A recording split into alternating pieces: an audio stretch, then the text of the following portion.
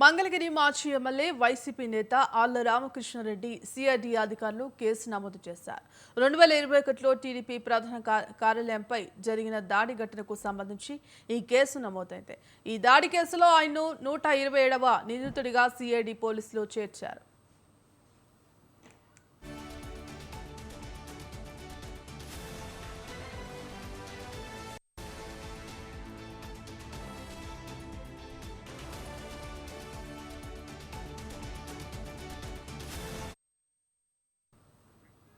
గత వైసీపీ ప్రభుత్వ హయాంలో 2021 అక్టోబర్ 19న మంగళగిరిలోని టీడీపీ కేంద్ర కార్యాలయంపై కొందరు దుండగులు దాడికి పాల్పడ్డారు. ఈ ఘటన అప్పట్లో తీవ్ర కలకలం రేపింది. రాష్ట్రంలో ప్రభుత్వం మారిన తర్వాత ఈ దాడి కేసును కూటమి ప్రభుత్వం సిఐడికి అప్పగించింది. ఈ కేసు విచారణను వేగవంతం చేసిన సిఐడి ఇప్పటికే వైసీపీ మాజీ ఎంపీ నందిగం సురేష్ ను అరెస్ట్ చేశారు. తాజాగా ఆళ్ల రామకృష్ణారెడ్డిని కూడా అరెస్ట్ చేసే అవకాశాలు ఉన్నాయి.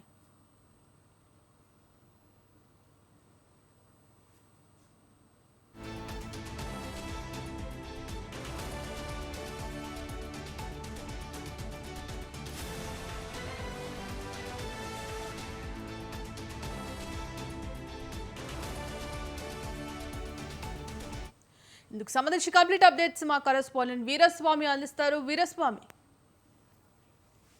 టీడీపీ ప్రధాన కార్యాలయం కేసులో ఇప్పుడు మరొక కీలక పరిణామం చోటు చేసుకుంది. 27 నంబర్ నిందితుడిగా మాజీ ఎమ్మెల్యే ఆళ్ల రామకృష్ణారెడ్డిని పేరుని చేర్చారు. దీంతో పెట్టి సిఐడి అధికారులు ఇప్పుడు సిఐడి కోర్టులో కూడా వ్యాఖ్యలు చేయడం జరిగింది. దీనికి సంబంధించి కూడా ముందస్తు బెయిల్ పిటిషన్ కోసం ఇప్పటికే మాజీ ఎమ్మెల్యే ఆళ్ల రామకృష్ణారెడ్డి గుంటూరు కోర్టును ఆశ్రయించిన పరిస్థితి నెలకొంది. ఇప్పటికే కొంతమంది ఏదైతే ఉందో ముందస్తు బెయిల్ పిటిషన్ వేసేసి బెయిల్లో కూడా ఉన్న పరిస్థితి నెలకొంది. ఈ కీలక పరిణామాలు చోటు చేసుకున్నాయి. ఈ ఇటీవల కాలంలో చూసుకున్నట్లయితే మాత్రం 120 నెంబర్ల మొత్తం సజ్జల రామకృష్ణారెడ్డి ఇటీవల సిఐడి కార్యాలయానికి వచ్చేసి దీనికి సంబంధించి కూడా విచారణకి హాజరయ్యారు.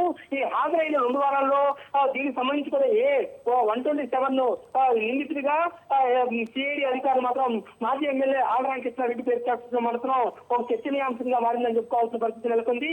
ఇప్పటికే దాదాపు చూసుకుంటే మాత్రం 2021 అక్టోబర్ 19న టీడీపీ ప్రధాన కార్యాలయం మీద కూడా దాడి జరిగింది.